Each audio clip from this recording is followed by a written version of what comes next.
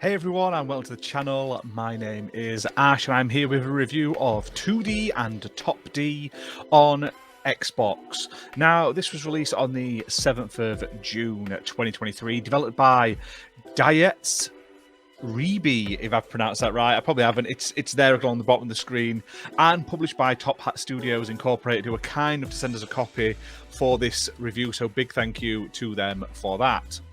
Now, this is a 2D platformer and top-down puzzler where you basically have to flick between the two dimensions in order to complete each of the levels.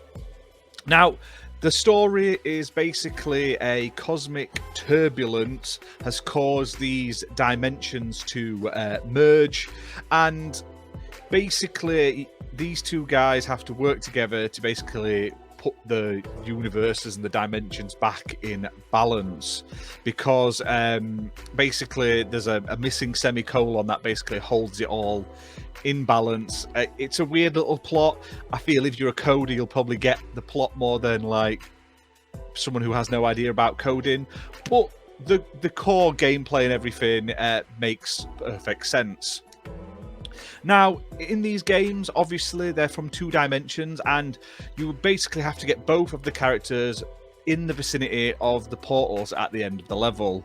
Now, one of the characters, the top-down character, can move boxes and pick things up and move things, and in 2D that character can sort of jump around, break platforms and stuff like that, pick up keys and stuff, and you basically have to work together to pick up a variety of keys to open locked doors and stuff like that in order to get to the end of each of the levels.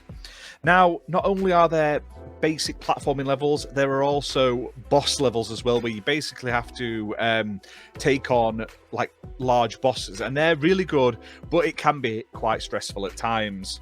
Now, gameplay wise, I quite enjoyed this game. The story is pretty good. Like I say, I feel like having that programming knowledge and coding and stuff will really help you get some of the bits that they're saying, but it sort of sets the game up well. And whilst the game is challenging, it's not the hardest game I've ever played. Now, the game does feature difficulty settings, so you can make the game easier if you find it too difficult, including like how much damage you can take, how much hit points you've got and stuff like that, which is nice. It's nice to have those accessibility options so anyone can basically play and enjoy this game. There's also very interesting puzzles. Like, they're very well designed, some of them. Some of them are literally mind-bendingly difficult and sort of confusing though as well.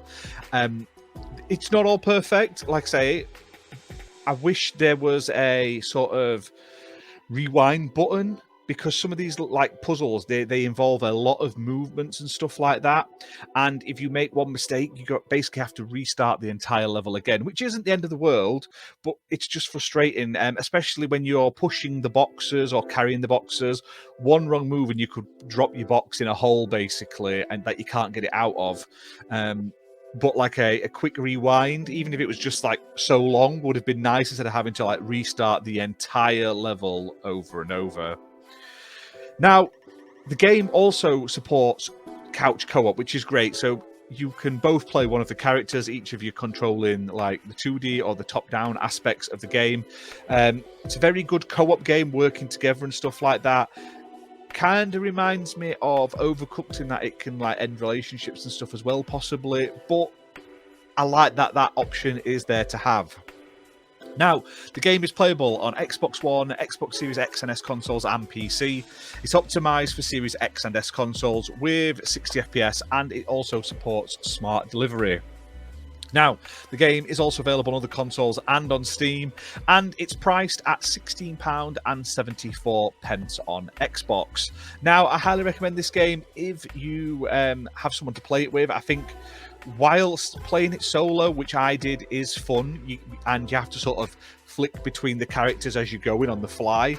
Playing something like this would be so much more enjoyable with someone else there, just to sort of get frustrated with and sort of share your successes with, especially on some of the more mind-numbing levels, basically.